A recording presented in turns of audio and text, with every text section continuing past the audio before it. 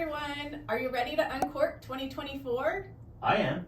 I am too. Well, we're excited to kick off 2024 with our Central Coast Market Update to help keep you informed with the latest trends and some tips to keep the process going as smooth as possible, but yet keep it fun and exciting. Let's look at what happened in the final weeks of 2023 and discuss what to watch for in 2024. Jen's going to get us started with the local stats. Yes.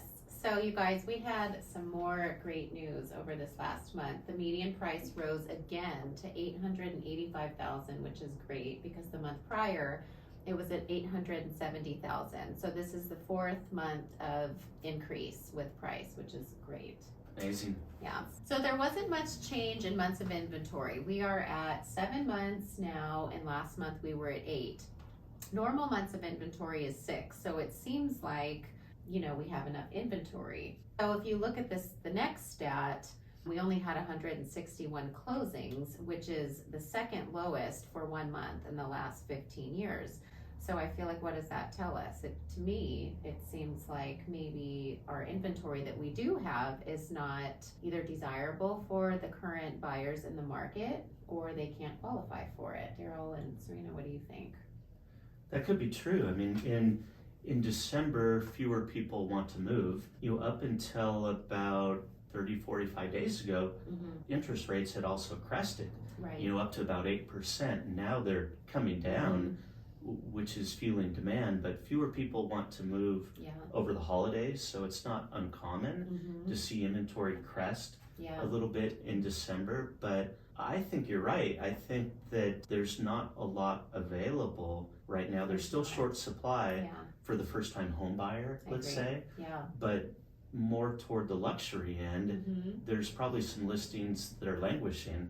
And that makes sense too, because days to sell is 17 now, which is before it was 13. And typically when you get into the more expensive homes, days to sell is a little higher. Right. You think about the hierarchy of buyers, it's a much more competitive market for the first-time home buyer segment, which, gosh, these days it's maybe $750,000, $800,000 or less, which seems like a big number. It does.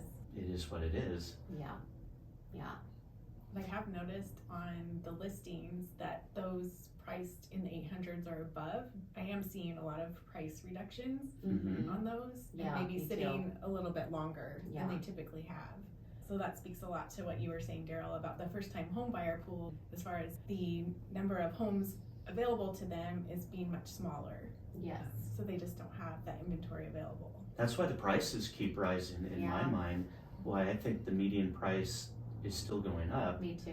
And you also have, when you talk about statistics, you have to look at what type of sales are taking place. Right. And then all of these stats, per usual, they're pulled from the California Regional MLS. And I feel like this is good news because we're anticipating as rates are going to come down, prices are still going to go up, and then we're going to also see more inventory this year, which is great news for everyone. I agree, and it's certainly big news in our world. With rates coming down, there's a lot of interest right now. Just a lot of phone calls during the holidays and taking loan applications, even on New Year's Day. Oh, really? I had phone calls and people like, excuse me, just that type of thing, and working that evening. And in my world, my message would be, get ready, be ready this year, because I think interest rates will continue to drop, and I believe there's a lot of pent-up demand, not only to buy, but also to sell. How do you feel about that? I agree. I mean, like I said in our last market update, Cody and I are getting our house ready to sell, and we are planning on having that ready by the end of the month, and we're prepping for it just because we know it's going to be so competitive this year, especially maybe late spring and early summer, and we're contingent, so we want to be ahead of the game.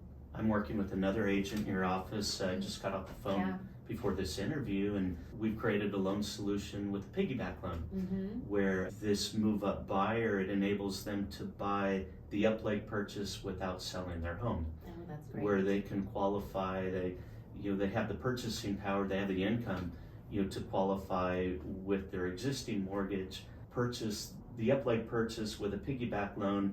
Then they can take the time to move out of the existing home, transition to the new one. Then they can take time to fix up the exit property make it look like a shiny penny, list it, sell it, get top dollar for it. It's creative financing.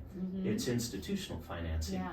And it works well for things like that. So there's a lot of different solutions out there. I think as rates continue to drop, I think it will become more competitive. And I think right now there's some good opportunities.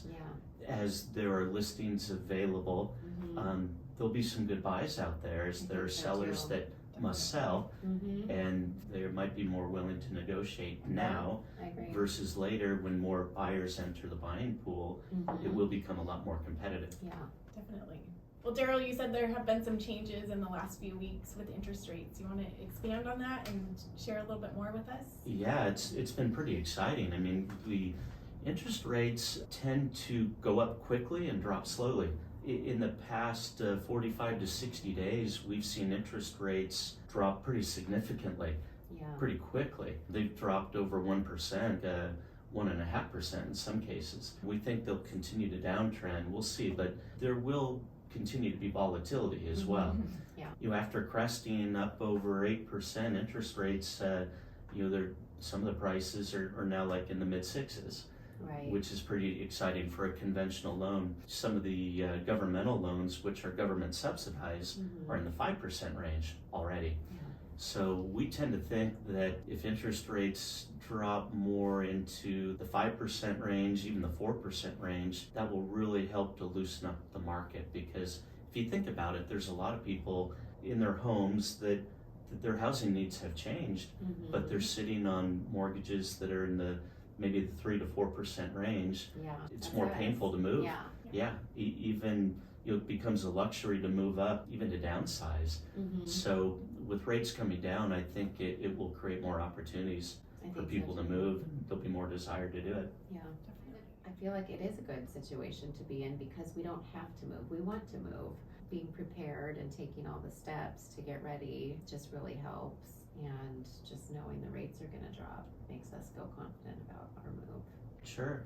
Makes it more affordable, and the two of you already know that owning real estate is probably one of the best ways that I know to build wealth. It is. Well, some of the stats are showing that home equity, again, is at an all-time high, like I know we've talked about before, with the national average being around $274,000 of equity. So, wow. Which is definitely a significant amount, enough for a down payment towards a move up or debt consolidation.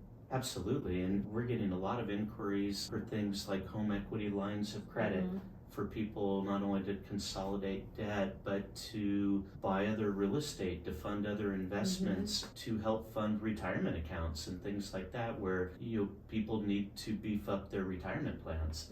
Reverse mortgages are very much on the rise right now because home equity is up and people are getting older. For those that are age 62 and older, we've seen many more inquiries. There are some very good loan products out there to serve people. I think it's coming. I think this year will be more of a normal year. That this past year, 2023, again, as you said, there were far fewer transactions because of the higher rates. Well, it was a tough combination of factors that when you have rising prices and rising interest rates, it just, the challenge then becomes the affordability. And so with rates coming down, it makes one of those things a little bit easier. Well, if you've been thinking about buying or selling a home, we just want you to know that we are here as a resource and also have a vast network of resources available to refer you to if needed. But we would love to be your advisors on this process, so please feel free to reach out to us with any questions. We're looking forward to what 2024 brings us and look forward to hearing more from you. Stay tuned for our next market update in February. Cheers to a fantastic year ahead.